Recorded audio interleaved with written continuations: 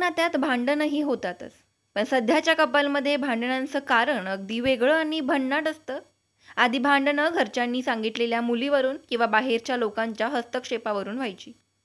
पण आता ती सोशल मीडियावरच्या स्टेटसपासून ते टायपिंग दिसूनही रिप्लाय न आल्यावर होताना दिसतात. आजकालच्या कपलमध्ये सर्वात कॉमन भांडण म्हणजे नेटफ्लिक्स आणि पासवर्डवर. हे सिरीज माझ्याशिवाय बघायचं नाही असा गोड नियम असतो, पण कुणीतरी तो मोडतोच.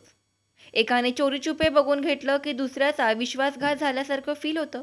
मग सुरू होतो तो मेसेजवर यू चीटेड असं पाठवून भांडण आणि त्यासोबतच पासवर्ड बदलण्याचा लपंडाव. तसंच इंस्टाग्राम भांडण ही एक नवीन कॅटेगरी झाली आहे. माझा फोटो लाईक का नाही केला किंवा स्टोरी टाकली पण माझं नाव टॅग का नाही केलं, यावरून भांडण सुरू होतं. एखाद्या अनोळख्या व्यक्तीच्या पोस्टवर कमेंट केली तर संशयास्पद नजर येते. मग सुरू होतो तो एक्सप्लेन युअर सेल्फचा खेळ. ऑनलाईन वर्सेस ऑफलाईन लढाई ही तर अलीकडचा ट्रेंड आहे. बाहेर भेटल्यावर दोघेही शांत प्रेमळ आणि घरी गेल्यावर मेसेजवर एकदम तुफान युद्ध. तू बोलत का नाहीस, तू माझ्याकडे लक्ष देतच नाहीस, अशी वाक्य चॅटमध्ये भांडण वाढवतात. वास्तविकता आहे की समोर बोलत असल्यावर 2 मिनिटात भांडण संपतं.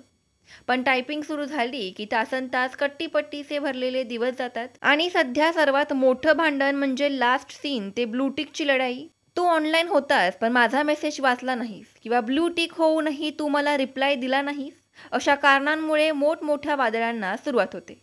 आणि त्याचमुळे रिलेशनशिपमध्ये प्रायव्हसी ही एक गोष्ट राहिली नाही असं वाटत आहे. अशा मजेशीर पण वेगळ्या कारणांमुळे आजकालची भांडणं अधिक क्रिएटिव्ह झाली आहेत. प्रेम जितकं डिजिटल झालं तितकंच त्यावरून होणाऱ्या भांडणांची गोष्टीही अपडेट झाल्या आहेत. पण शेवटी भांडण कितीही झालं तरी लेट सॉर्ट इट आउट हा मेसेज आला की सगळं पूर्वीसारखं होतं. धन्यवाद. माहिती आवडल्यास फॉलो, लाईक, शेअर करा आणि अशाच माहितीसाठी पाहत रहा आपले बिनधास्त मनोगत.